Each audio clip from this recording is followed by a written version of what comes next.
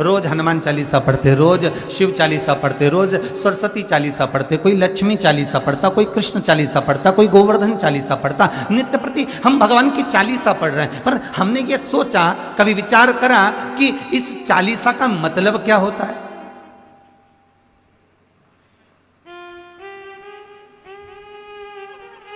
बोलो रे भाई, चालीसा का मतलब क्या है? केवल 40 श्लोक, 40 लाइनें जो संतों ने लिख दी, जो तुलसीदास जी ने लिख दी। में कई बार हमने भी आपको कहा कि सबसे पहली चालीसा की रचना श्री तुलसीदास जी ने करी थी। घी का दिया लगाइए अगर चालीसा का पाठ कर रहे हो हनुमान जी का, और बहुत ज्यादा संकट है, बहुत ज्यादा परेशानी है, तो हनुमान चालीसा का पाठ करो तो तिल्ली के तेल का दिया लगाओ, काली तिल के तेल का दिया, तिल का तेल का दिया, हनुमान जी के सामने आसन बिछाकर। बहुत तकलीफ है तो 3 पाठ प्रतिदिन करो, और एक आसन से जितने समय, 9 बजे अगर आप बैठते हो पाठ करने तो 9 बजे ही बैठना है। 11 दिन तक प्रतिदिन 3 पाठ रोज करो। एक पानी का लोटा, कलश, तांबे का जल, अर्थात तांबे का लोटा हो, स्टील का लोटा हो, तुम्हारे पास जो कलश हो, उसमें जल भरकर, एक सिक्का उसमें पटक कर, एक लौंग पटक कर, प्लेट से ढक कर रख दो, और प्रतिदिन बस टाइम पर बैठकर पाठ करो। 11 दिन पूर्ण होंगे, जिस कामना से आपने पाठ करा है, बस वो सिक्का, वो लौंग कलश में से निकाल लो, जल का आचमन करो, और जिस काम के लिए करा है वो जल उस प्रयोग में ले लो। उस प्रयोग, किसी से बात करने जाना है तो वो जल पी कर जाइए, कोई से हाथ मिलाना है तो वो सिक्का, वो लौंग अपने हाथ में रखिए, अपने साथ रखिए। कई लोग कहते हैं हम तो बहुत दिनों से हनुमान चालीसा पढ़ रहे हैं, हम बहुत समय से राम रक्षा स्तोत्र का पाठ कर रहे हैं, हम बहुत समय से ये कर। अरे तो उसको नियम से तो करो।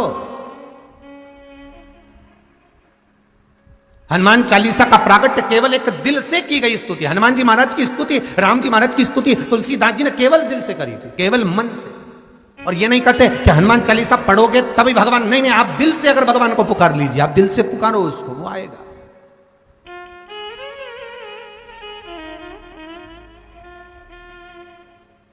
वो प्राप्त होगा हमारा और मिलेगा।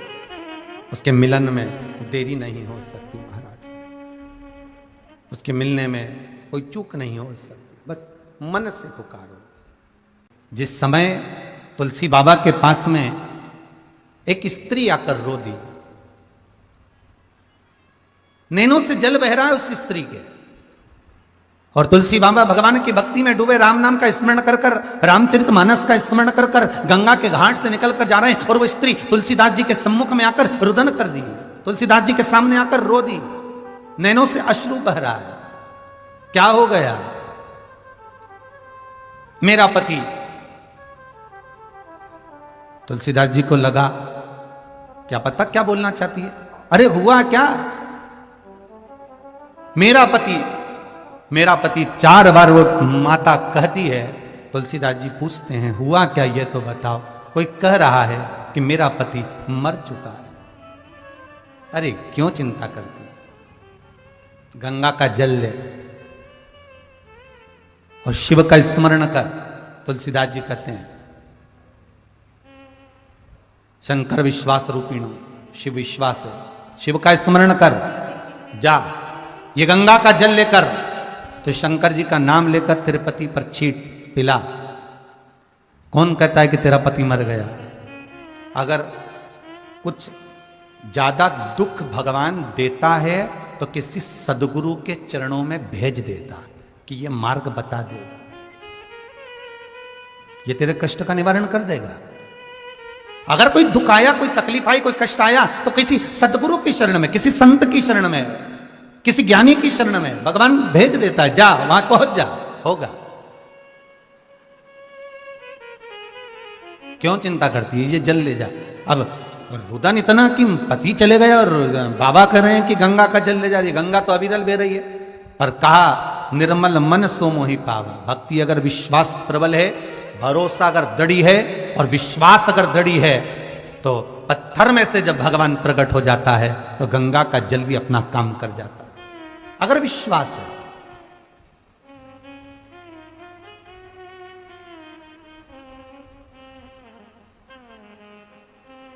सुबह जबलपुर की एक माता जी आई थी, शायद चली गई, दिख नहीं रही है।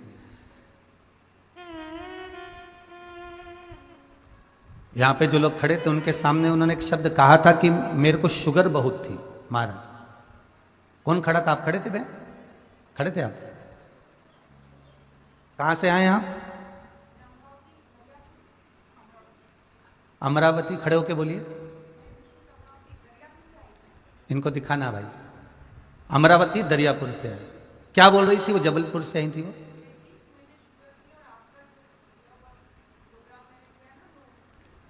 बेलपत्र वाला, तो शुगर उसकी आराम से हो गई बिल्कुल, अब ना ऊंची जाए ना नीची जाए। ये विश्वास है, ये बाबा की कृपा है। अगर विश्वास है शंकर पर, अगर भरोसा है मेरे शिव पर, उसका एक ही कहना था, महाराज जी बस शुगर बहुत ऊंची नीची हो रही थी, कथा एक बार सुन ली, आपने कहा था बेलपत्र चढ़ी हुई शिव जी की खाना है, बस पाई।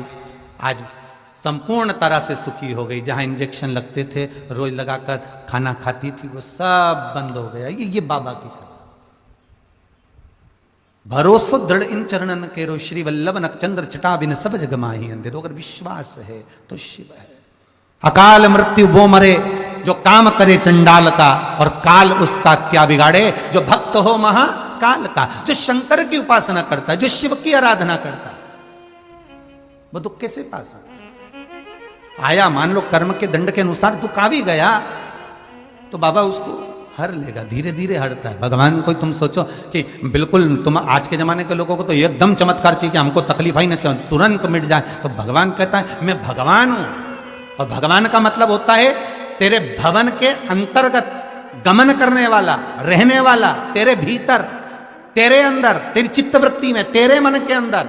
मैं मंदिर में नहीं रहता, मैं देवालय में नहीं रहता, मैं तेरे चित्तवृत्ति में, तेरे भीतर, तेरे मन में निवास करता हूं। और जिस दिन तेरे भीतर विश्वास प्रकट हो जाता है, भगवान कहते हैं उस दिन मैं बाहर निकल जाता हूं, अपने आप तेरे सामने आ जाता हूं, तेरे दुख को काटने के लिए, तेरी तकलीफ को, तेरे कष्ट को मिटाने के लिए भगवान स्वतः प्रकट हो गए।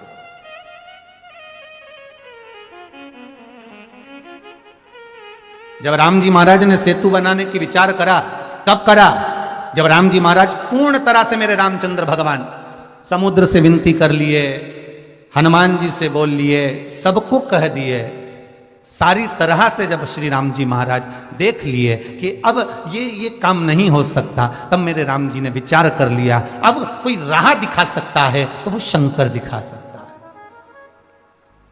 तो लंका में चढ़ाई करने से पहले, सेतु बांधने से पहले भगवान शंकर की स्थापना कर दी, शिवलिंग की प्राण प्रतिष्ठा कर दी, शंकर के शिवलिंग को विराजमान कर पूजन कर दी कि हे भोलेनाथ, अब मार्ग कोई नहीं बता सकता, आप बता सकते, अब आप प्रकट होइए।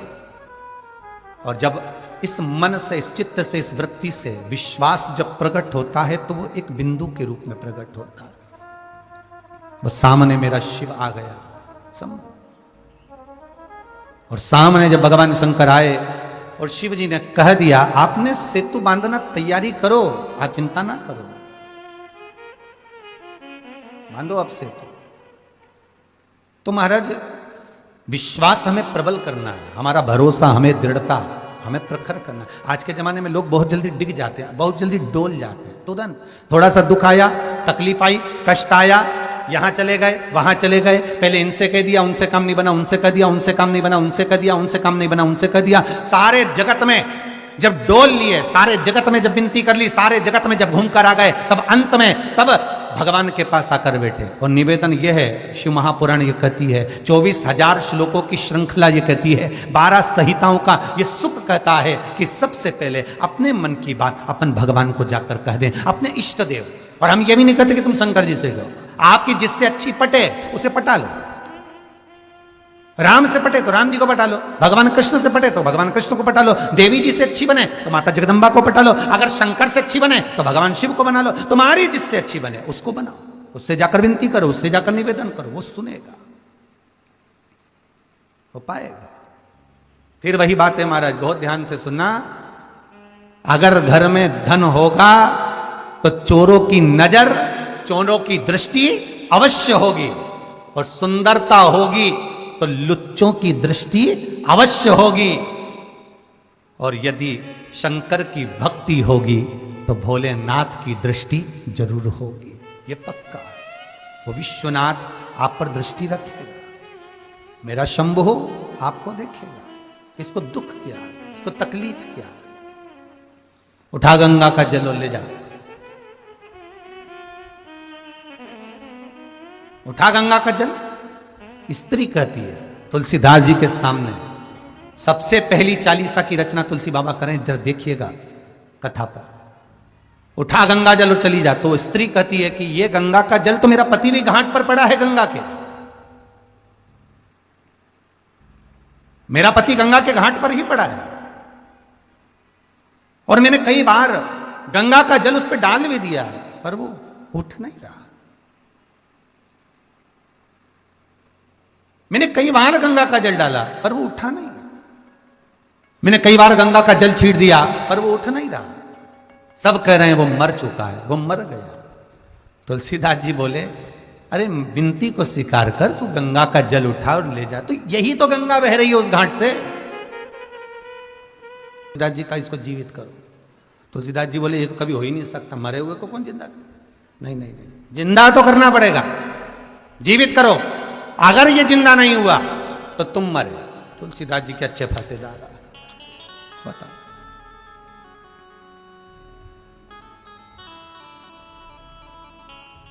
ये बड़ी बड़ी विचित्र फंस गए जी।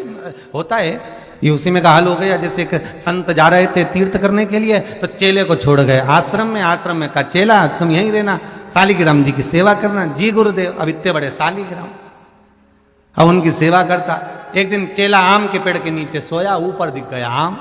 अब उसने सोचा राम जी आम तो बड़ा सुंदर लग रहा है पर चढ़ना नहीं आता, तोड़े कैसे? अब वो आश्रम में कोई पत्थर मत्थर भी नहीं दिखा। अब वो गए तो अंदर से शालिग्राम जी को लिया, जो दिया धर के, तो आम तो नीचे आ गए, शालिग्राम जी ऊपर रह गए। अब शालिग्राम जी ऊपर रह गए। अब इसने सोचा राम जी बड़ी आफत पड़ी, शालिग्राम जब नीचे कैसे आए? तो आम तो खा लिया, शालिग्राम जी ऊपर। ये आराम से 2-3 दिन बाद संत आ गए गुरु जी ने कहा क्यों छोरा? चेला, हाँ जी गुरुजी। शालिग्राम जी कहाँ गए? चेला बोला गुरुजी रोज चंदन घिसते थे, उनको लगाते थे, वो घिसा हुआ तो बचोगे। 24 घंटे तुमको दिए हैं, 24 घंटे के बाद तुम मरो। अब इतने में एक शिष्य ने अकबर के द्वारपाल ने कह दिया चमत्कार क्या दिखाना है, तो कि इसको बंद कर दो। 24 घंटे में अगर ये तुलसीदास इस जेल से बाहर हो जाए तो समझ लो कि तुलसीदास भगत है, और नहीं तो ये ढोंगी है। कर दो, बंद कर दिया कारागार में। तुलसीदास जी मन में सोचे अब भगवान को इतनी सी बात के लिए क्या परेशान करना, फिर भी मन नहीं माना। तब सबसे पहली चालीसा तुलसीदास जी ने उस कारागार में, उस कैद में एक एक चौपाई लिखकर प्रारंभ कर दिया महाराज। एक श्री गुरु चरण सरोज रज, निज मनु मुकुर सुधार। एक एक लाइन तुलसीदास जी लिखते जाते हैं। जैसे जैसे 40 लाइन धीरे धीरे पूरी होती चली जाती है, अकबर के राज्य में बंदर बढ़ते चले जाते। जहां 40 लाइन पूरी, बंदरों का आक्रमण भयंकर पूरी अकबर के राज्य को तहस नहस कर दिया। अकबर घबरा गया, ये क्या हो गया, इतने बानर कहां से आ गए? सैनिक बोला वो राम का भगत है, हनुमान आ गए, छोड़ो अब जल्दी से, अगर वो नहीं छूटेगा तो सारे बानर नष्ट कर देंगे। तब 40 पूरी हुई।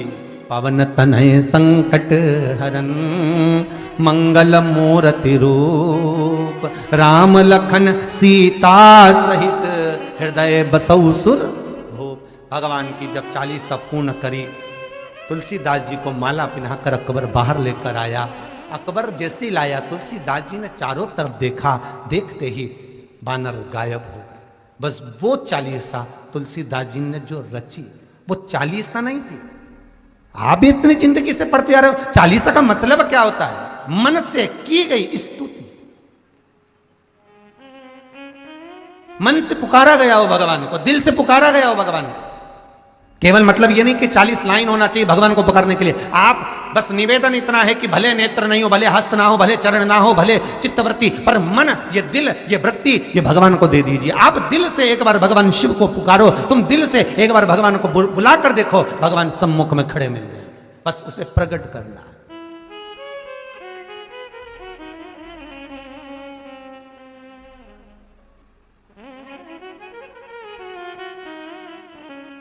खूब मथो दूध को, दही बन गया, दही का मक्खन, मक्खन का घी बन गया, और वो घी निर्मल भाव को प्रकट कर दिया। देखो कीमत बड़ी है अपने आप। दूध की कीमत कितनी है? 40 रुपया किलो, ठीक है। दही बन गया, हो गया 60 रुपया किलो। 60 से फिर मक्खन बन गया महाराज, हो गया 100 रुपया किलो। 100 से फिर मक्खन से घी बन गया महाराज, सीधी कीमत बढ़ गई 450 रुपये किलो। कितनी कीमत बढ़ी? बस मथना है उसको और कीमत बढ़ती चली जाएगी। जिस समय आप इस मन का, वृत्ति का, चित्त का मंथन करोगे भगवान के चरणों में बैठकर कि हे परमात्मा। और कई लोग तो ऐसे, उनको आज तक हनुमान चालीसा पढ़ना नहीं है, आज तक कोई चालीसा, चाहे गायत्री चालीसा हो, लक्ष्मी चालीसा हो, शिव चालीसा हो, पढ़ना ही नहीं आती। बस बैठ गए भगवान के सामने और पढ़ लिया आसन लगा के। नहीं नहीं नहीं, चालीसा पढ़ने का भी एक नियम है। अगर कोई लक्ष्य लेकर पढ़ रहे हो तो उसका एक नियम है।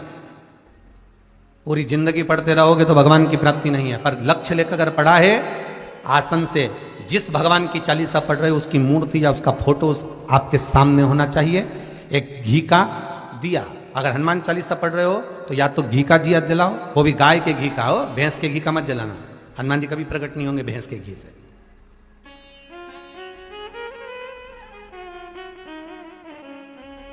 फिर वही वाली बात आ गई जो पहले कथा में कहा, अपने लिए अच्छा वाला घी छाट के लाना, अच्छी कंपनी का लाना।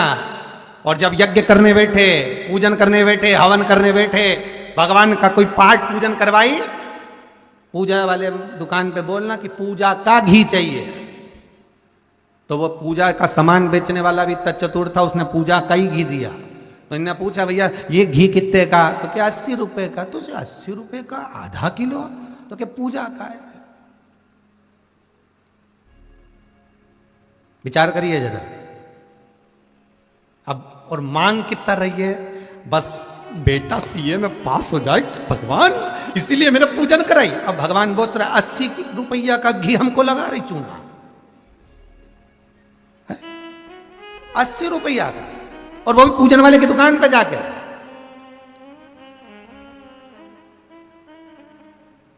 अरे हमारे सीहोर में घड़ी पूजा की दुकान है, हम अब कई परिचित हैं, उनके यहाँ चले जाते हैं। हमने पूछा क्यों रे तुम्हारे तो सारा अगरबत्ती रखी, धूप बत्ती रखी, दिया बत्ती रखी, सारी रखी, ये घी का पैकेट भी रखा, उसमें नाम भी लिखा है, ये काय का घी असली है भगवान की? अरे गुरु जी कोई असली है? बस घी है, उस पर लिखा है शुद्ध घी। तो मैंने कहा शुद्ध घी तो लिखा है, पर ये कितने का है? 65 रुपए का डब्बा है। हमने कितने किलो का? आधा किलो का। हमने कहा वाह, काय के लिए होता है क्या? लोग लेके जाते हैं हवन पूजन के लिए। हमने भी सोचा वाह रे विश्वनाथ वाह, क्या के एक बंगला बना दो भोलेनाथ, क्या के सर्विस लग जाए भोलेनाथ, फिर के बहू को छोरा हो जाए भोलेनाथ। अब भोलेनाथ जी से पूछा ये देते क्यों नहीं? तो भगवान भी बोले बस वो पूजा वाली दुकान का 80 रुपए में काम चला रही है और ढेरों का मांग रही है। अब बताओ, तुम सोचो कि भगवान क्यों प्रसन्न नहीं हो रहा। मेरा निवेदन केवल इतना सा है, तुम भगवान को लाखों का मत दो, करोड़ों का मत दो। भगवान कभी आकर नहीं बोलेगा कि मुझे करोड़ों का रुपया देना, भगवान कभी आकर नहीं बोलता कि मुझे लाखों का धन देना, भगवान कभी आकर नहीं कहता कि मुझे आभूषण देना, भगवान कभी आकर नहीं कहता कि मुझे वस्त्र देना। भगवान केवल एक बात कहता है कि तुम अपना दिल देना, अपना मन देना, चित्तवृत्ति देना। तुम अपना मन तो दो।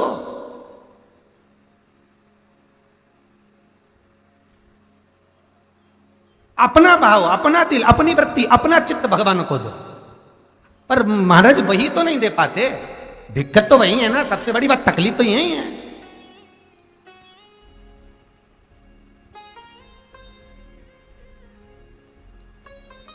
महाराज एक जमनादास जी थे, एक बार निकल के जा रहे थे, उनको बड़ा सुंदर डलिया में कमल का पुष्प दिखा, तो उन्होंने पूछ लिया कि ये पुष्प कमल का ये कितने का है। माली ने कहा, महाराज जमुनादास जी मात्र 2 रुपए का। ओहो, दे दीजिए। कहाँ ले जाना है? जमुनादास जी बोले, मैं श्रीनाथ जी जा रहा हूं नाथ द्वारा, तो श्री जी बाबा को दूं। ये पुष्टि मार्ग के 252 वैष्णव की वार्ता जी में से एक वार्ता है। ये फूल मैं श्री जी बाबा को समर्पित करूंगा, गोवर्धन नाथ जी को, ठाकुर जी को दूंगा। अच्छा अच्छा, ठीक है। इतने में वहीं से उस नगर का एक राजा निकल कर जा रहा था, सेठ, जिसका नाम था यवनराज। यवनराज ने फूल देखा तो वेश्या के घर जा रहा था, उसने सोचा अब जाते जाते वेश्या के लिए फूल ले चलता हूं। कितने का है? तो जो फूल जमुनादास जी ने ठाकुर जी के लिए खरीदा था, वही फूल यवनराज ने उस वेश्या के लिए खरीदना चाहा। ये फूल कितने का है? जमुनादास जी बोले, ये फूल तो हमने खरीद लिया। नहीं नहीं, कीमत कितनी है? फूल वाला बोला 4 रुपए। उसने दुगना कर दिया। दुगना होता है, आप भी प्रैक्टिकल करके देखना। बाजार में भिंडी खरीदने जाओ, गिलकी खरीदने जाओ, पैदल जाओगे तो 16 रुपए 20 रुपए किलो मिल जाएगी भिंडी, हो। मोटरसाइकिल से जाओगे तो 25 रुपए किलो हो जाएगी, हो। और 4 व्हीलर गाड़ी से जाओगे तो 30 रुपया किलो हो जाएगी। और प्रैक्टिकल करके देखना। और सियोर वाला महाराज कहीं झूठ तो नहीं बोल रहा, जरा प्रैक्टिकल जरूर करना।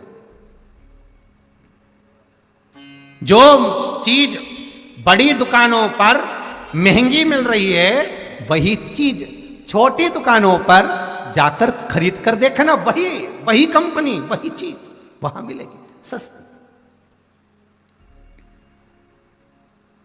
पर दिक्कत इतनी सी है ना, अगर छोटी दुकान पे जाए तो फैशन कहां से हो?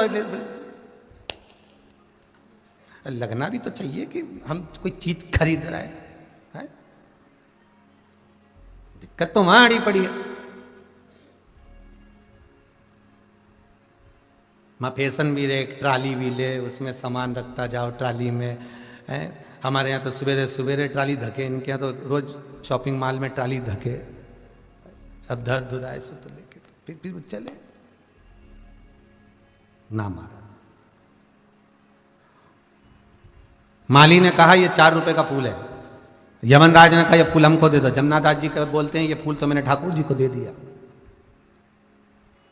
ये फूल मैंने ठाकुर जी को दे दिया, अब ये फूल मैं आपको नहीं दे सकता, अब ये ठाकुर जी को दे दिया गया।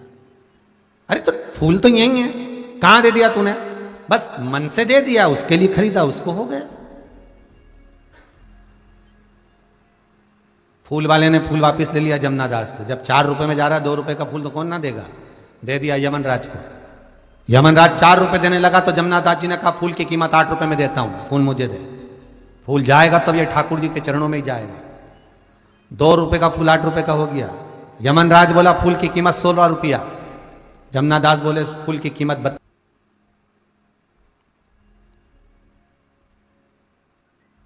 वो कैसे कहते हैं ना, जीवन पानी के बुलबुले की तरह। हम तो कह पानी का बुलबुला भी जान दो, वो जो गैस वाला गुब्बारा होता है ना, गैस वाला जो गुब्बारा होता है, उसमें जब तक गैस भरी रहती है वो सब दूर डोलता है, वो बहुत ऊंचाई तक भी जाता है, बहुत ऊपर।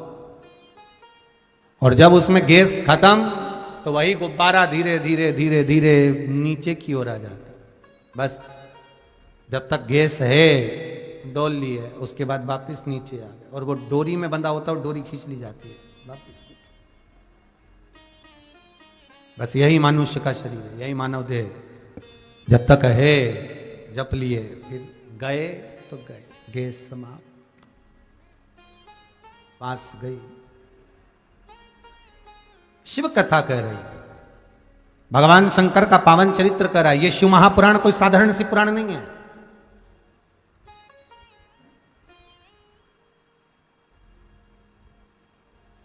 भागवत अगर पितरों को तारती है तो शिव महापुराण पितर, आहूत और वासुक्य को तारती है। पितरों के 3 क्रम हैं। एक पित्र जो पूर्ण अवस्था लेकर चले गए और अवस्था लेकर गए हैं, पर जिनके भीतर अभिलाषाएं बहुत थी, वो पित्र बन गए। आहूत जो माता के गर्भ में आने के बाद कुंवारी अवस्था में मर गए, चाहे जन्म लेकर मरे हो, चाहे गर्भ के अंदर मरे हो, वो आहूत बन गए। और वासुक अर्थात बहुत कुछ करना चाहते थे, इस संसार में आकर बहुत कुछ करना चाहते थे, पर कोई गति ऐसी हुई, कोई एक्सीडेंट हो गया, कोई क्रम ऐसा हो गया, कोई बीमारी ऐसी लग गई कि मरना पड़ा, पर तड़प तड़प कर मरे, प्राण छूटे, पर बहुत दुख होकर, बहुत तकलीफ होकर। वो वासुक भागवत पितरों को तार देती है, पर शिव महापुराण की कथा, शास्त्र कथा है कि शिव महापुराण को श्रवण कर कर जाने वाला जीव, भले वो सुनने वाला नहीं बैठा, भले वो सुनने नहीं बैठा, जो जिसके पितर हैं, जिसके वासुक है, जिसके आहूत हैं, पर शिव पुराण कर रही है, जो श्रवण कर कर भी जाता है, और जिस मार्ग से श्रवण कर कर वो निकल रहा होता है, उस मार्ग में जितने अधोगति में मरे होते हैं, चाहे वो पितर हो, चाहे वासुक हो, चाहे आहूत हो, जितने अधोगति में मरे होते हैं, वो जीव भी तरते चले जाते हैं, मात्र जो श्रवण कर कर जा रहा।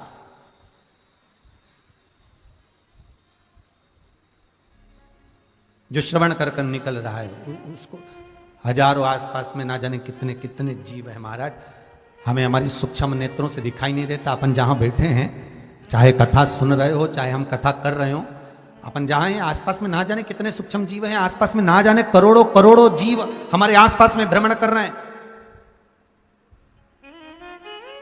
और उनकी एक ही अभिलाषा रहती है कि हमारी मुक्ति हो जाए, हमारा मोक्ष हो जाए।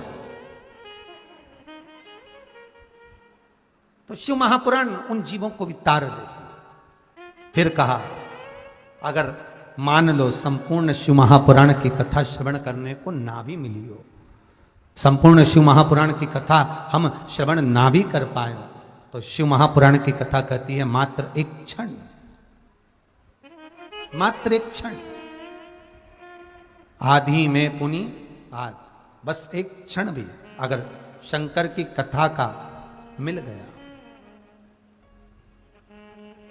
तो जीवन का सुख प्राप्त हो जाता, वो जीवन का सुख प्रदान कर देता।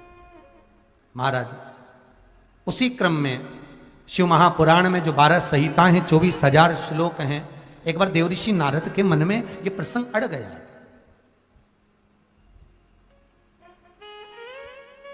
और देवऋषि नारद के मन में ये प्रसंग अड़ा, तो एक बार उन्होंने सनकादि ऋषियों से भी ये प्रश्न किया था, महाराज हमारे मन का एक संशय है। क्या संशय? कि मृत्यु लोक में मनुष्य जन्म लेता है, तो उसके जन्म लेना और जन्म लेने के बाद उसका प्राण त्यागना, ये किस क्रम में आता है? महाराज सनकादि बाबाओं ने उसको देवऋषि नारद को बहुत सुंदर समझाया। ए देवऋषि नारद, मृत्यु लोक में जो मनुष्य जन्म लेता है, वो जन्म उसके पूर्व के किए हुए कर्म के अनुसार होता है, पूर्व में किए हुए कर्म के अनुसार। अगर आज कई व्यक्तियों का आपने देखा होगा, चौराहे पर, 3 बच्ची चौराहे हो, चाहे अन्य चौराहे हो, रोड के किनारे लोग कोई भिक्षा मांगते हुए दिखते हैं, भीख मांगते हुए दिखते हैं। तो कई बार आपने के मन में ये प्रसंग तो आता होगा कि भगवान ने इनको कैसा पैदा करा, भगवान ने इनको कैसे जन्म दे दिया। तो कोई कभी विष्णु पुराण को स्मरण करो। विष्णु पुराण में स्पष्ट कहा गया, लक्ष्मी जी भगवान नारायण से पूछती हैं, हे नारायण कृपा करिए मुझे एक प्रश्न का उत्तर दीजिए, संसार में मैंने सबको लक्ष्मी प्रदान करी, तो ये भिक्षुक कैसे हो गया?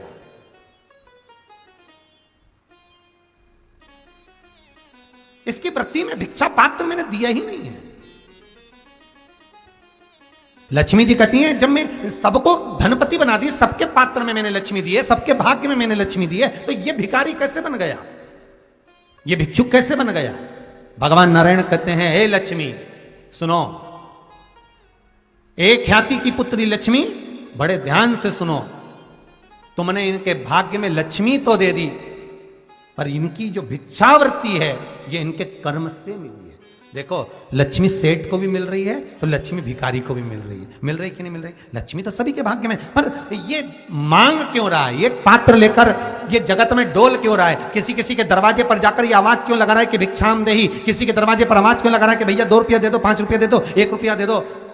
क्यों क्यों? कारण क्या है? भगवान कहते हैं, लक्ष्मी तूने तो सबके भाग्य में लक्ष्मी लिखी, तूने तो देने में कमी ना रखी। अगर कोई सेठ है तो उसके भाग्य में भी लक्ष्मी है, और कोई भिखारी है तो उसके भाग्य में भी लक्ष्मी है, तूने देने में कमी नहीं रखी है। पर ये जो भिक्षा मांग रहा है, ये जो कटोरा हाथ में लेकर जगत के सामने फैला रहा है, ये इसके कर्म से फैला रहा है। तो कर्म से कैसे? भगवान बोले लक्ष्मी सुन, तूने तो बहुत दिया, लक्ष्मी इसके भाग्य में भी आई, पर बात इतनी सी है लक्ष्मी कि इसका जो पूर्व का किया हुआ कर्म है, पूर्व का किया हुआ कर्म है, कोई लेके आया तिजोरी में रखता गया, कोई लेकर आया अलमारी में रखता गया, अर्थात इसने न दान करा, न पुण्य करा, न सत्कर्म करा, ना किसी गरीबड़े को भोजन कराया, ना एक गिलास पानी पिलाया। बस कारण वही रहा, लक्ष्मी तो इसके भाग्य में रही, पर इसके हाथ में कटोरा आ गया कि भिक्षुक के रूप में, भिखारी के रूप में तू जगत में डोलता फिरे, जगत में घूमता फिरे। ये जितने भिखारी नजर आते हैं ये कोई साधारण नहीं है, पूर्व समय के करोड़पति हैं। बस अंतर इतना है, भगवान विष्णु ने बनाना था इनको वापिस करोड़पति, तो जो आगे का था कबूतर वाला, तो वो करोड़पति का इनका निकाल लिया इनके बुरे कर्म के अनुसार, तो वो क्या हो गया? करोड़पति की जगह करोड़पति। बस वही कर्म का भोग है भोग।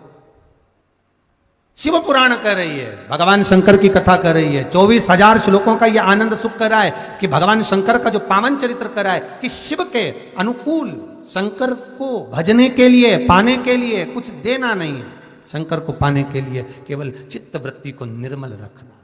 शास्त्र कहा एक सुंदर महत्तम आया, देवराज नाम का एक ब्राह्मण था, और वह देवराज, हे ब्राह्मण,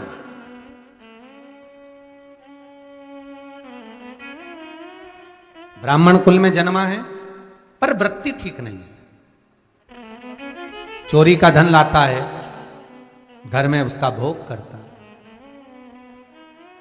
देखो भाई, शिव महापुराण में एक बात विद्येश्वर संहिता में बड़ी अच्छी लिखी है कि अगर अच्छा धन घर में आता है तो घर में जब अच्छा संपदा आती है, अच्छा धन आता है, तो घर में अच्छा काम करा जाता है।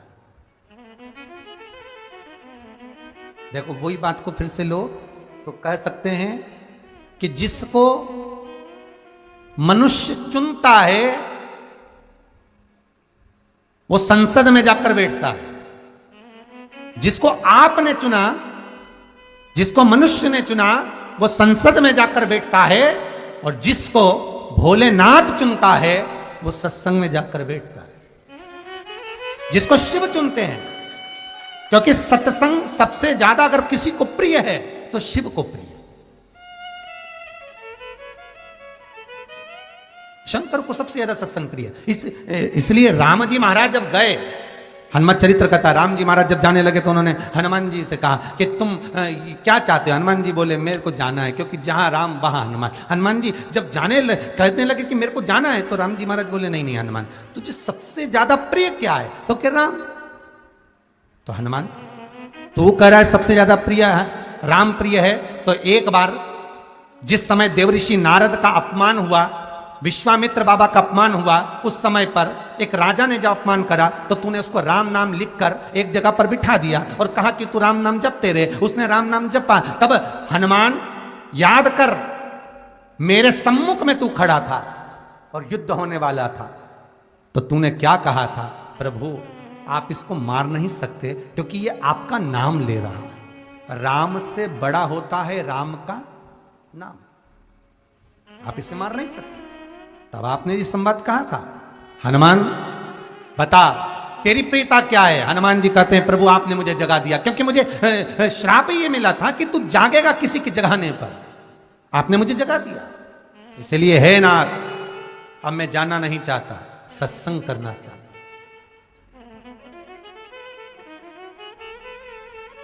श्री राम जी का चरित्र है, अब मैं सत्संग करूंगा, भजन करूंगा, नाम जाप करूंगा। पर राम जी जानते हैं हनुमान से, कहा हनुमान मेरा जाने का समय आ गया, मुझे तो जाना पड़ेगा ना, सीता पृथ्वी में चली गई, मुझे भी जाना है, मैं सरयू के जल में अपने प्राणों को त्यागूंगा, मानव का शरीर है इसको त्यागना तो पड़ेगा ना हनुमान। हनुमान जी बोले तो त्याग दो। त्यागने में क्या दिक्कत है, त्यागो आप तो। पर दिक्कत एक बहुत बड़ी है। तो राम जी ने जैसी कहा दिक्कत बहुत बड़ी है, तो हनुमान जी पूछे ऐसी कौन सी दिक्कत है। हनुमान जी के शब्द सुने तो राम जी बोले, जब जिस समय पर तुम सूर्य को निगल गए थे, इंद्र को क्रोध आया था और इंद्र ने तुम पर वज्र का जब प्रहार करा था, जब वज्र का प्रहार इंद्र ने करा तब तुम्हारा नाम हनुमान हुआ, तब सारे देवी देवताओं ने तुम्हें वर प्रदान करा। उस जगह पर यमराज भी खड़ा था, तो यमराज ने तुम्हें वर दिया था कि जहां हनुमान होगा वहां यमराज नहीं होगा। अब दिक्कत यह है कि मुझे प्राण त्यागना है और तू मुझे 1 मिनट के लिए नहीं छोड़े, तो यमराज आएगा कैसे। दिक्कत वहां अड़ी पड़ी है। हनुमान जी मुस्कुरा के बोले राम जी महाराज से, प्रभु मैं आपके बिना रह नहीं सकता। तो राम जी बोले, मैं भी जानता हूं कि तू मेरे बिना नहीं रह सकता, पर एक काम तो कर सकता है ना। क्या? मैं अगर कोई काम बताऊंगा तो तू करेगा कि नहीं करेगा। हनुमान जी बोले, आपका काम और मैं ना करूं, ऐसा कभी हुआ है? जरूर करूंगा। ठीक है। बस अब राम जी महाराज ने सोच लिया कि हनुमान को जाने से पहले काम पर लगाना। अब वो कौन सा काम था, बोलो रे भाई। हनुमान जी को कहां काम पर लगाया राम जी ने? किस जगह पर काम पर लगाया? अरे सभी ने रामचरितमानस सुनी है, खूब सुनी, जल्दी बताओ। राम जी महाराज ने प्राण त्यागते समय, सरयू जी में प्राणों को देते समय, राम जी ने हनुमान जी को किस काम में लगाया था कि राम जी ने अपने हाथ की एक मुद्रिका जिस पे राम लिखा हुआ था, वो मुद्रिका एक अयोध्या की एक सरंग में जमीन में डाल दिया और हनुमान से कहा जा जरा ढूंढ के लेके आ, मैं अभी घूम कर आया। और हनुमान जी तलातल रसातल भूमि के नीचे पताल में चले गए उस मुद्रिका को ढूंढने के लिए जिस पे राम लिखा है। और हनुमान जी पूछते भी जा रहे, राम कहाँ है? राम की मुद्रिका पड़ी थी, राम की अंगूठी है। अब राम का ही सत्संग करते करते जा रहे और राम जी चले गए सरयू, क्योंकि हनुमान अगर होगा तो यमराज नहीं आ सकता। हनुमान को यहां से हटाना पड़ेगा तब यमराज लेने के लिए आ सकता, तब यम आए। और क्योंकि यम अपने नियम को धारण करेगा, चाहे कृष्ण हो चाहे राम। वही बात फिर याद कर लीजिए, अच्छा कर्म करिए, कर्म का दंड तो भगवान को भी भोगना पड़ता है।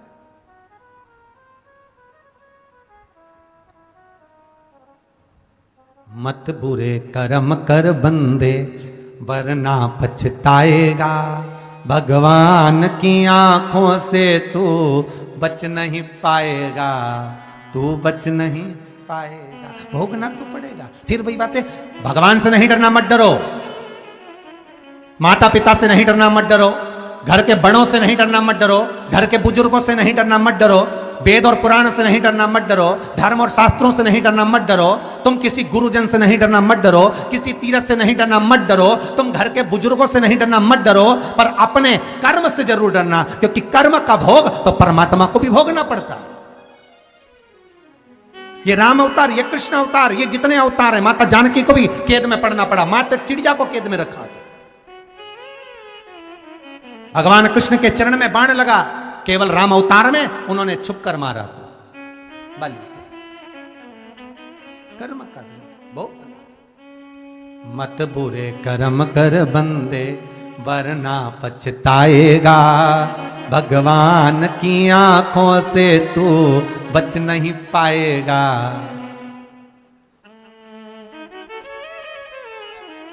इस शरीर के अंदर एक सिम फिट करके भेजिए, शरीर के अंदर। तुम जहां जाते हो भगवान को सब मालूम है क्या कर रहा है, कितनी रोटी खाई, कितनी गाली दी। जरा देखो तो सही, बस शिशुपाल गाली बका तो कन्हैया जी को कैसे मालूम पड़ा कि 99 हो गई? अरे विचार करो, क्या 24 घंटे भगवान कृष्ण शिशुपाल के साथ में रहते थे क्या? भागवत जी में वर्णन है 24 घंटे भगवान कृष्ण शिशुपाल के साथ रहते थे? नहीं। फिर शिशुपाल की 100 गालियां भगवान गिनकर उसके सिर को काट देते हैं, मतलब यह पक्का है कि सिम तो फिट थी। पता चल रहा था कि कितनी बकी गई। और तुम भी अंदाजा लगा लो, जितना आड़ा टेढ़ा बोलते हो ना, जितनी जितनी गाली देते हो, कई लोग कहते हैं बहुत अच्छा था बेचारा, चले गया। चले तो गया, पर सिम भी तो देखी जाए कौन सी कंपनी की थी और कितना उसमें पावर था, वो तो देखो। और हम पहुंचे, हमने कहा क्यों रे रामू, और बेटा सारी का तू, गुरुजी पत्रिका अखबार में तो लिखा था राजसी योग। हमने कहा बस राजसी योग यही है कि पलंग पे पड़े रहो, डॉक्टर तुम्हें मुंह में गोली दवाई खिलाए, ये भी तो राजसी योग ही है। पड़े रहो, देखते रहो, कोई आएगा तो दवाई दे देगा, कोई आएगा तो रोटी खिला जाएगा, पड़े रहो। और आसपास में सारे चेले तुम्हारे घूम ही रहे, सारी प्रजा।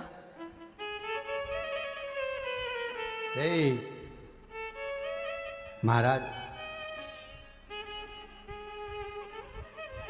अखबार में रोज पढ़ने से भाग्य नहीं बदलेगा। भगवान का भजन कर कर, नाम स्मरण कर कर। हम तो ये भी कहते हैं कि तुम मंदिर नहीं जा सकते, तुम मत जाओ। तुम घंटों तक दिया लगाकर नहीं बैठ सकते, मत बैठो। तुम तीर्थ नहीं जा सकते, मत जाओ। पर निवेदन है, किसी का दिल मत दुखाओ, किसी के चेहरे पर प्रसन्नता ला दो। मंदिर में दिया लगाने के बराबर होगा। कोई दुखी है, बस उसके चेहरे पर थोड़ी सी प्रसन्नता ला कर दीजिए, महाराज मंदिर में अगरबत्ती लगाने के बराबर होगा।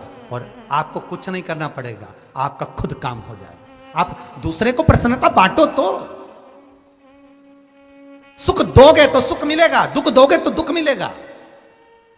आज अगर बहु विचार कर ले कि मैं सास से अच्छा व्यवहार ना रखूं, सास को गाली दे, अपशब्द दे, तो दे, उसमें क्या दिक्कत है, दे, परंतु याद कर कर देना, तुम्हारी भी औलाद होगी।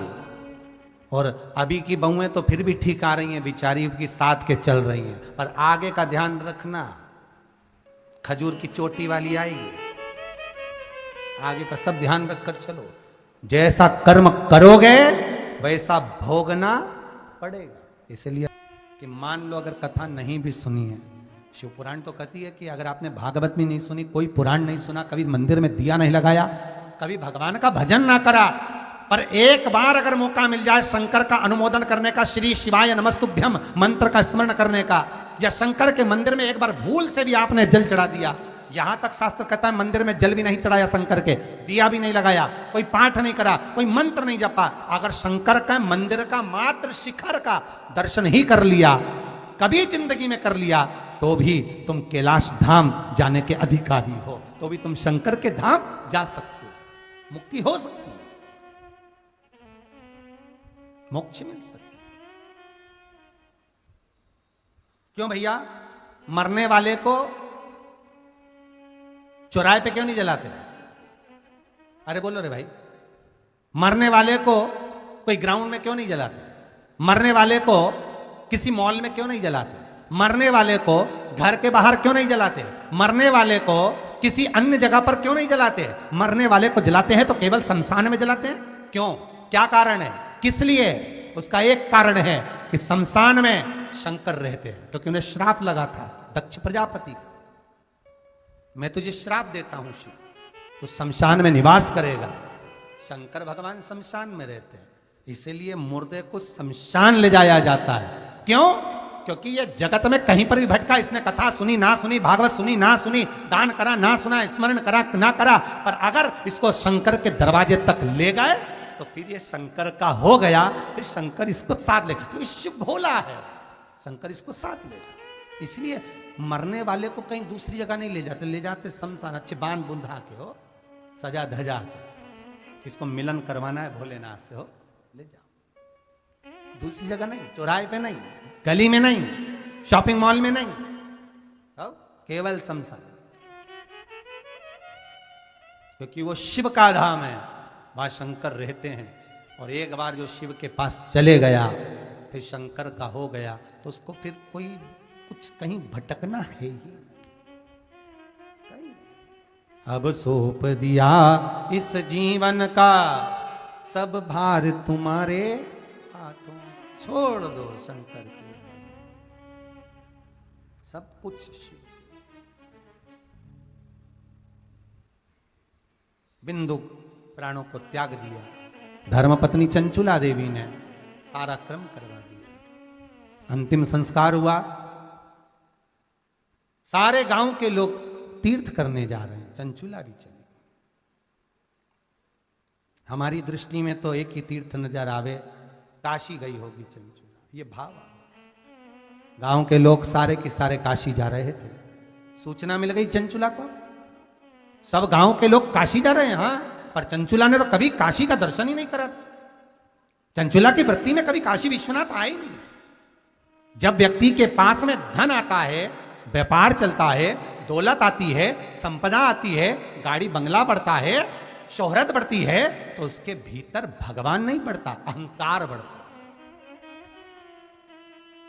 नारायण का जो जन्म है, जल में एक पानी के बुलबुले से अयन करने के कारण, जल में जो अयन कर रहा है वही नारायण है। केवल एक पानी के बुलबुले से ही भगवान की उत्पत्ति। तो जो वो बुलबुला है पानी का, वो एक शिवलिंग की आकृति का, और वो शिवलिंग की जो आकृति है उसमें से जो बिंदु प्रकट होता है, उसमें से जो बिंदु निकला है, वही बिंदु से भगवान नारायण की उत्पत्ति है। तो भगवान विष्णु कहते हैं मेरे पिता स्वयं देव अधिदेव महादेव शंकर, पिता शिव। हाँ, आप यदि कभी, आप में से जितने लोग कथा सुन रहे हैं, शायद कभी आप लोग ब्रह्म कुमारी के आश्रम में गए होंगे।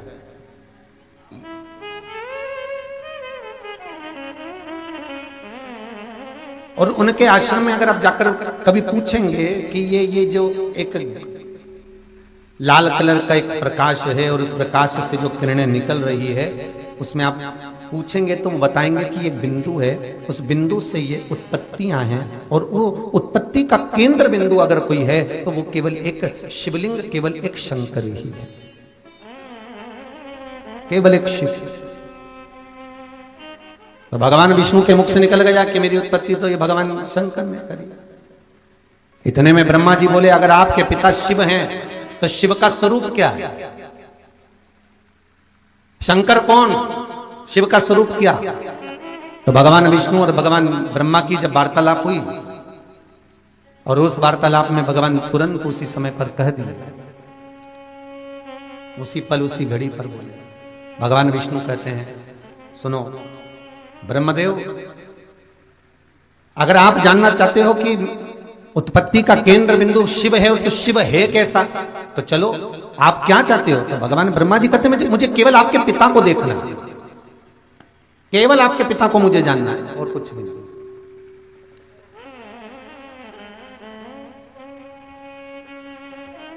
सामने एक बड़ा सा बहुत बड़ा पर्वत था, और विशालतम वो पर्वत,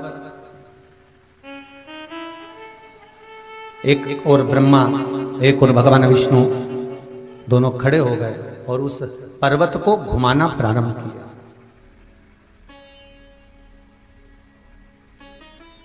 उस पर्वत को घुमा रहे हैं, और जब पर्वत को घुमाना प्रारंभ करा तो उसके घुमाने पर घर्षण से एक अग्नि का खंभ प्रकट हो गया। देखो किसी कुम्हार के यहाँ जाना कभी आप, और कुम्हार के यहाँ पर वो चकला जो चलता है ऐसा पहिए पर वो घुमाता है, मिट्टी के ऊपर हाथ रख लेता है, और उसको जब घुमाना प्रारंभ करता है तो उसके एक लिंगायत आकृति प्रकट हो जाती है, एक लिंगायत आकृति वहां सम्मुख में आ जाती है।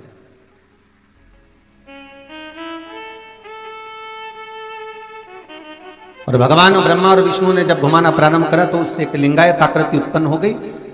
सबसे प्रथम शिवलिंग ब्रह्मा और विष्णु ने प्रकट कर लिया, सबसे पहला शिवलिंग, जो उत्तराखंड की भूमि पर आज भी विराजमान है महाराज।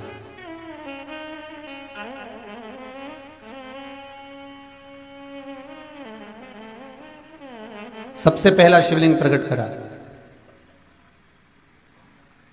और शिवलिंग प्रकट हुआ। ब्रह्मा जी ने पूछा ये कौन है? ब्रह्मा जी पूछ रहे हैं ये कौन है? भगवान नारायण कहते हैं यही तो मेरे पिता हैं, यही मेरे पिता हैं। तो कहा ये पिता तो है, पर इन पिता का मुख कहाँ है, चरण कहाँ है, हस्त कहाँ है, इन पिता का शरीर कहाँ है? केवल एक लिंगायत आकृति जो सामने प्रकट हुई है, बस केवल वही तो आकृति है। इसमें इनके चरण कहाँ, इनके मुख कहाँ, इनके हस्त कमल कहाँ? केवल यह तो केवल एक लिंगायत आकृति जो प्रकट हुई है वो सम्मुख में है। कहाँ?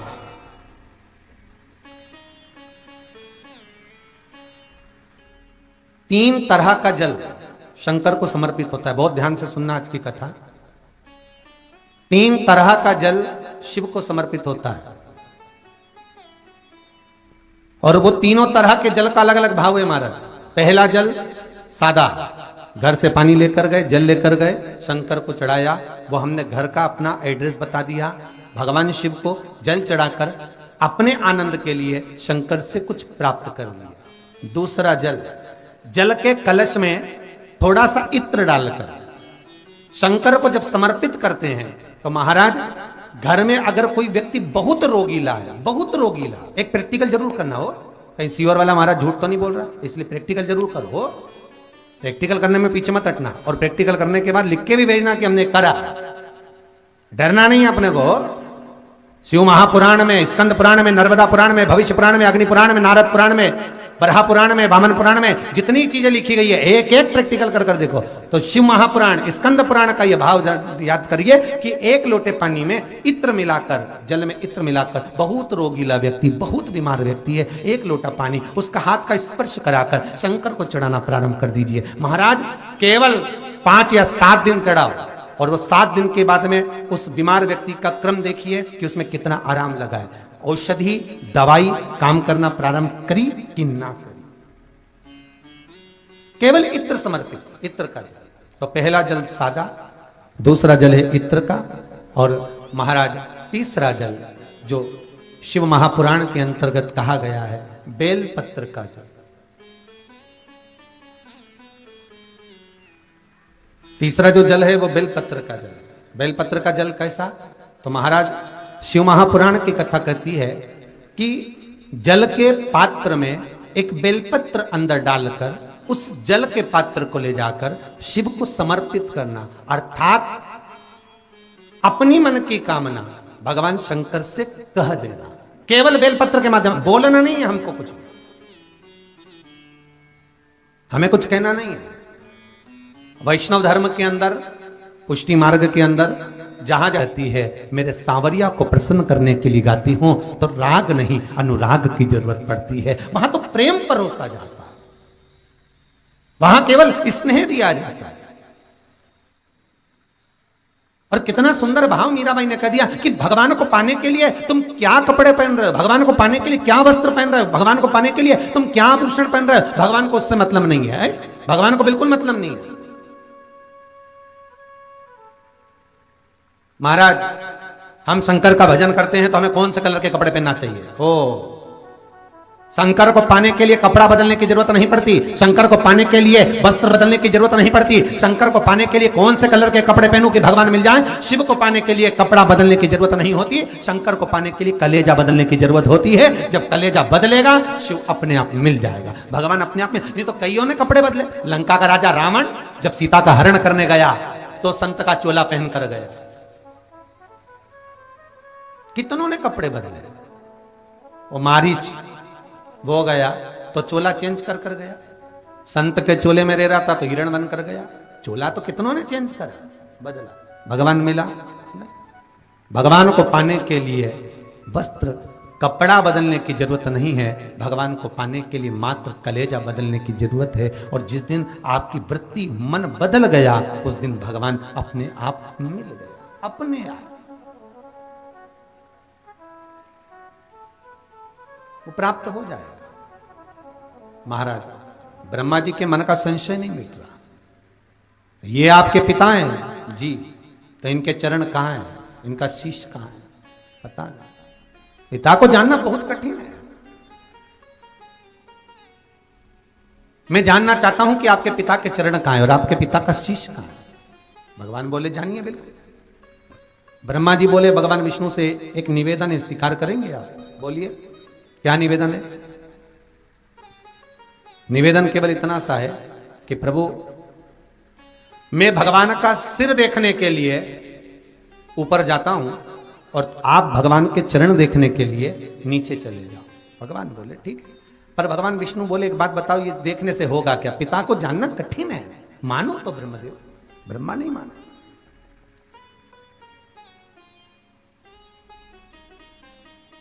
जब ब्रह्मदेव नहीं माने, भगवान ब्रह्मा आकाश मार्ग की ओर बढ़ने लगे उस शिवलिंग का छोर देखने के लिए। मात्र उस शिवलिंग का आखिरी बिंदु देखने के लिए ब्रह्मा जा रहे हैं आकाश मार्ग की ओर।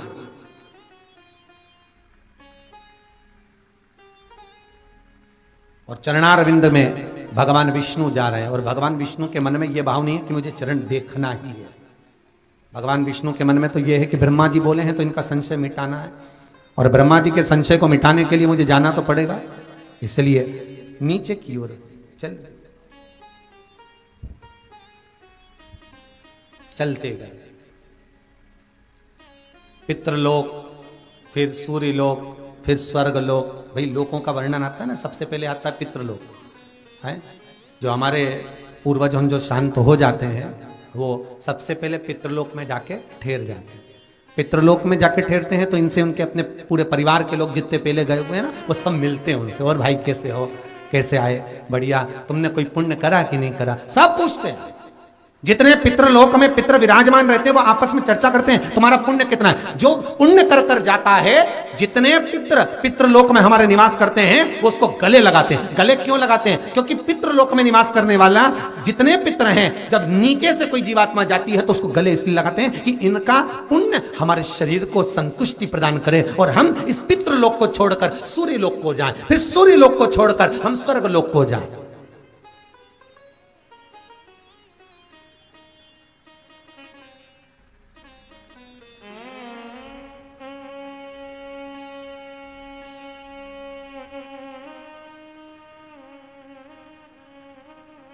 एक व्यक्ति मर गया। कहां की बात थी? खंडवा की। अब वो अच्छे परिचित थे तो गए, तो वो मरा पड़ा हुआ था और उसके पास में उनकी बहू गीता जी का पाठ सुना रही थी। तो हमने बहू से बाद में पूछा, बेटा तुम क्या कर रही हो? गुरुजी गीता जी सुना। हमने कहा अब सुनाने से कौन सा फायदा है, अब तो गया। नहीं, हमारे परिवार के लोग कह रहे थे कि गीता जी सुना दो। तो हमने कहा तो चले गया, जिंदा था जब सुनाना था। गुरुजी परिवार वालों को कौन समझाए? परिवार के लोग कह रहे हैं गीता जी सुनाओ। अरे भाई, शास्त्रों को पहचानो। गीता मुर्दों को जगाने के लिए नहीं है। गीता जो अहंकार में सो गए हैं, अभिमान में पड़ गए हैं, अज्ञानता के अंधेरे में खो गए हैं, गीता उनको जगाने के लिए, गीता उनको उठाने के लिए। जो मर चुका है उसको उठाने के लिए गीता नहीं है।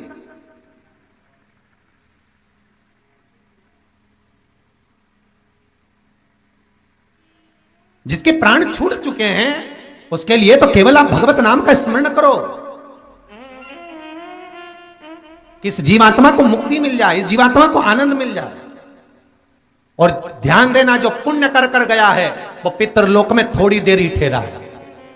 जो पुण्य कर कर गया, जो सत्कर्म कर कर गया, ये आज सोमवती अमावस्या है,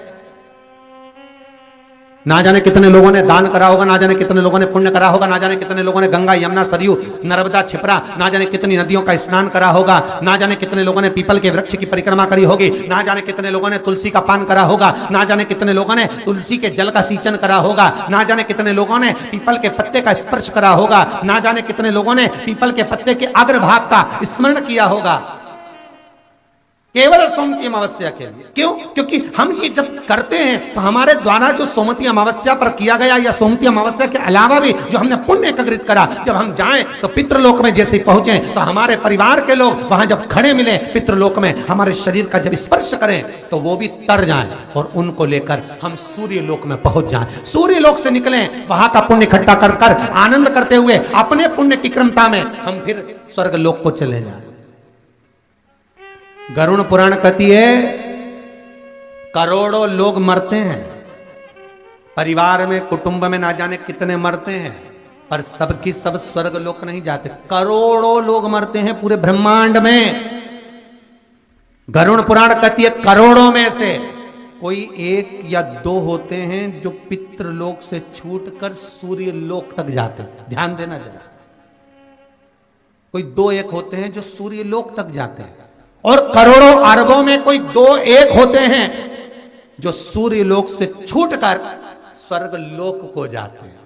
और जो स्वर्ग लोक को चला गया उसने जो पुण्य करा था, जो स्वर्ग लोक तक पहुंच गया, फिर उसका कभी जन्म नहीं होता। इसलिए कई लोग कहते हैं मरने के बाद भगवान स्वर्ग दे देना, तो भगवान के ऐसा तो ढेर सारा पड़ा है, बहुत सारे पड़े।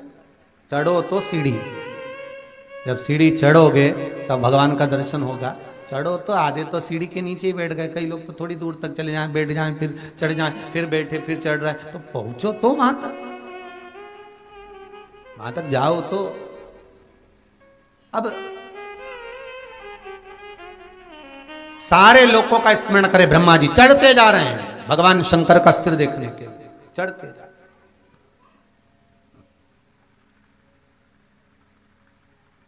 खूब चढ़े ब्रह्मा, नहीं मिला छोर, अंतिम छोर नहीं मिल पाया, अंतिम छोर नहीं प्राप्त हो पाया। जब अंतिम छोर नहीं मिला तब ब्रह्मा ने वहीं पर लगा हुआ केतकी के पुष्प को तोड़ लिया, और केतकी के पुष्प को ब्रह्मा जी तोड़कर कहते हैं केतकी तो हमारे साथ नीचे चल, और भगवान विष्णु के सामने चलकर कह देना कि ब्रह्मा जी को शंकर भगवान का सिर मिल गया, चल मेरे साथ।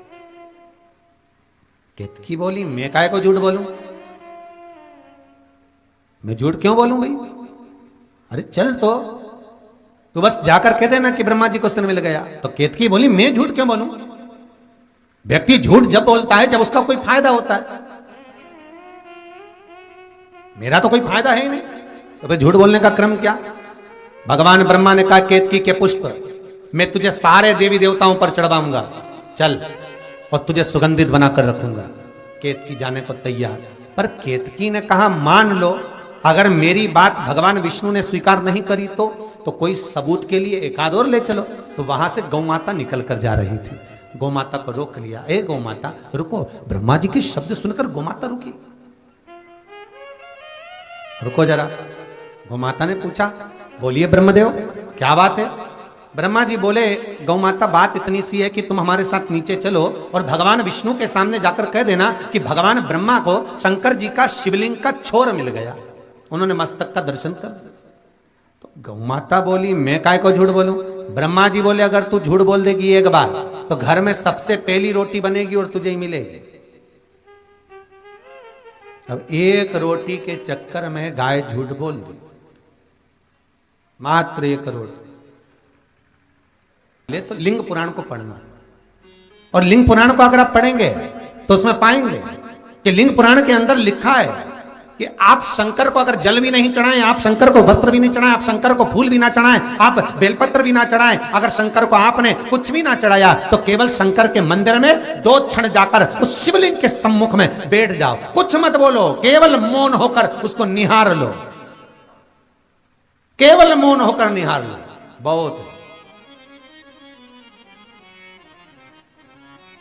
बहुत।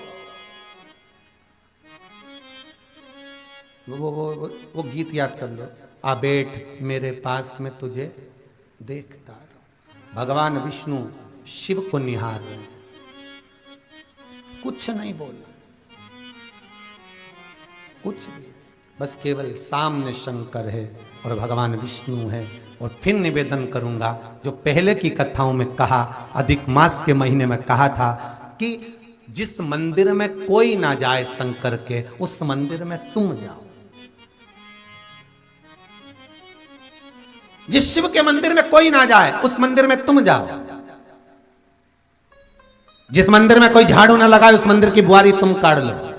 जिस मंदिर में कोई पोछा ना लगाए, उस मंदिर का पोछा तुम लगाओ। जिस मंदिर में कोई बेलपत्र फूल ना चढ़ाए, उस मंदिर में जाकर तुम आराधना करो। उस मंदिर तक तुम पहुंचो। जब एकांत में मेरे भगवान भूतेश्वर, जो भी शंकर होगा, कपिलेश्वर, कपालेश्वर, भूतेश्वर, पिपलेश्वर, बटकेश्वर, नर्मदेश्वर, जो भी वहां बैठा होगा, अपनी मस्ती में बैठा होगा, उसके पास जाकर आप 2 क्षण बैठो तो कुछ मत बोलना, केवल उसका स्पर्श, उसका दीदार कर लेना।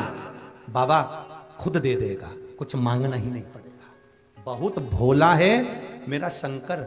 एक चोर चोरी करने शिव जी के मंदिर में आया, कुछ भी नहीं था, कपड़ा उतारा, त्रिशूल में लपेटा, आग लगाई, चारों तरफ चोरी का सामान ढूंढने लगा। और चोरी का सामान ढूंढता ढूंढता शंकर भगवान प्रसन्न हो गए। मांग तुझे क्या चाहिए?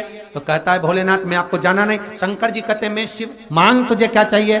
मैंने तो कुछ मांगने के लिए आपके मंदिर में आया नहीं, मैं तो चोरी करने आया था। चोरी का सामान देख रहा था, उजाला नहीं था, प्रकाश नहीं था, इसलिए आग लगाई। मैंने सोचा जंगल में, ये गांव के बाहर इस मंदिर में कुछ तो मिलेगा। शंकर जी कहते हैं आज शिवरात्रि का दिन है, मेरे मंदिर में तूने प्रकाश करा है, उजाला करा है, जा मैं तुझे कुबेर के सिंहासन पर बिठाता हूं। कुबेर को नीचे उतार देना, तू जाकर बैठ जाना। जैसे ही भगवान ने वर दिया, चोर सीधे पहुंच गया वहीं कुबेर के पास। कुबेर से कहा नीचे उतरो। कुबेर बोले तू कौन? तो कि मैं चोट्टा। तो क्या चोट्टा यहां कहां से आ गया? पहले नीचे उतरो फिर बात करें। तो मुझे कौन नीचे उतार? बस शंकर जी ने बोला नीचे उतरो। इतना तेज प्रकाश था उस चोर का कि कुबेर अपने आप कुर्सी से नीचे उतर गया और कुर्सी पर वो चोर बैठ गया। कुबेर भगवान विष्णु के पास पहुंच गए, ब्रह्मा जी को लेकर, नारद जी को लेकर। क्या हुआ कि भगवान शंकर ने चोर को कुर्सी पर बिठा दिया। भगवान विष्णु बोले तो तू क्यों उतरा कुर्सी से?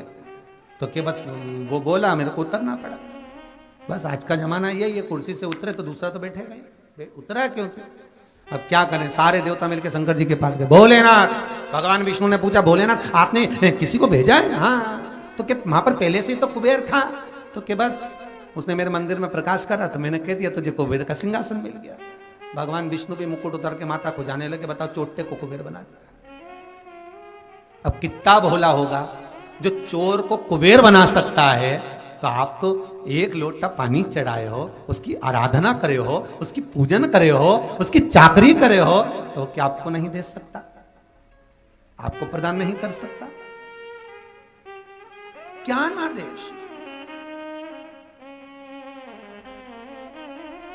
जिस मंदिर में कोई ना हो, जिस मंदिर में शंकर अकेले बैठे हो, बस सामने नंदी और शिव,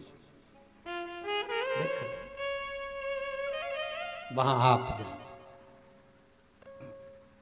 और दिल से रिझाओ उसको। बस जो एकांत में बैठा है वहीं चले जाए।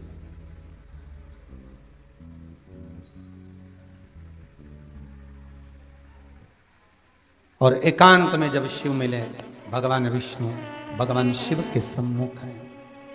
मेरा ओगड़दानी, मेरा त्रिकालदर्शी, मेरा कैलाशी, मेरा अविनाशी, मेरा शिव सम्मुख है और नारायण उनके सामने। ब्रह्मा जी पहुंच गए।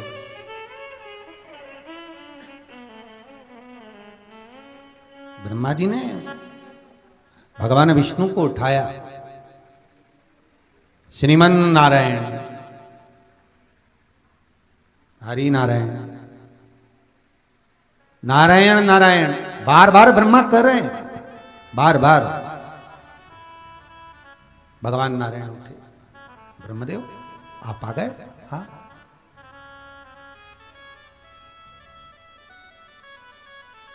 क्या हुआ? गए थे तुम ऊपर तो भगवान शिवलिंग का छोर मिला कहीं?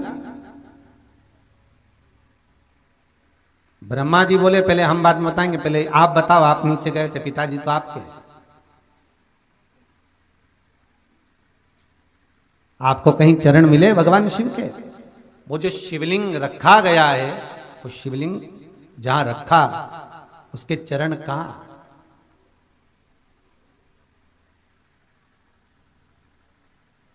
मिले आपको? भगवान नारायण ने एक शब्द कहा भगवान ब्रह्मा को, ए ब्रह्मदेव, मैं गया बहुत नीचे तक पहुंचा, तलातल रसातल तक मैं पहुंच गया, पर मुझे भगवान के चरण नहीं मिले, इसलिए मैं पुनः वापिस आ गया, पुनः वापिस, मैं वापिस आ गया हूं।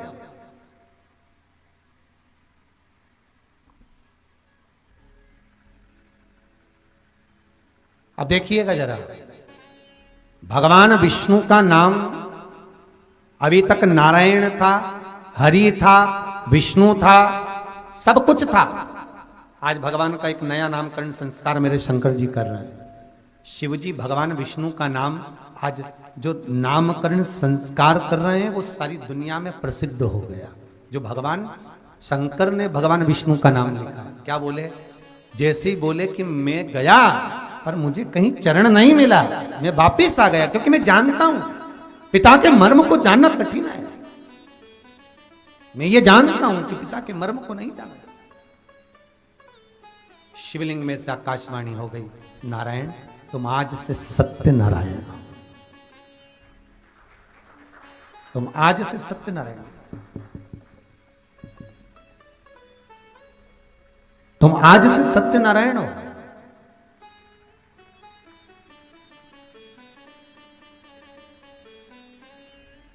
भगवान विष्णु से कह रहे हैं कि केवल तुम नारायण नहीं हो, आज तुमने सत्य कहा है। जो शिव को सबसे ज्यादा प्रिय है वो सत्य ही तो प्रिय है। सत्यम शिवम सुंदरम। अब तुम भले फूल दो, अगरबत्ती दो, दिया बत्ती दो, धतूरा दो, बेलपत्री दो, चूरमे का खूब भोग लगाओ, शंकर जी को खूब दूध दही से नहलाओ, तो भगवान शंकर से क्यों कि हमारी मुराद पूरी कर दो। तो शंकर भगवान बोले तूने सब कुछ चढ़ाया, पर गेट पे जब आ रही थी मंदिर के, किसी ने फोन पर पूछा जीजी कहाँ है, तो तू बोली बस मैं निकली हूँ ऑफिस के लिए। अब मंदिर में आ रही और क्या ऑफिस के लिए निकली हूँ, तो झूठ तो तू वहीं बोल दी। अब बोल तेरा ये सब कुछ चढ़ाना मुझे स्वीकार होगा?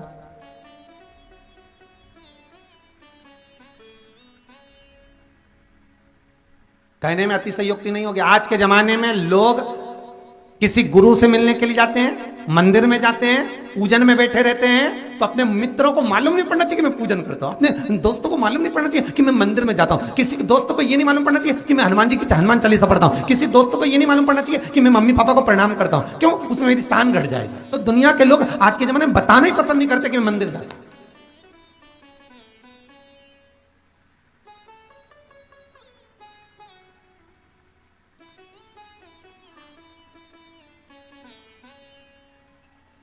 अरे भाई छाती ठोक कर कहना चाहिए कि हम ठाकुर जी के मंदिर जाते हैं, छाती ठोक कर कहना चाहिए हम शंकर के मंदिर जाते हैं, हम शिव के उपासक हैं, हम राम के उपासक, हम कृष्ण के उपासक हैं, हम माता पिता के चरणों को प्रणाम करते हैं। छाती ठोक कर कहो।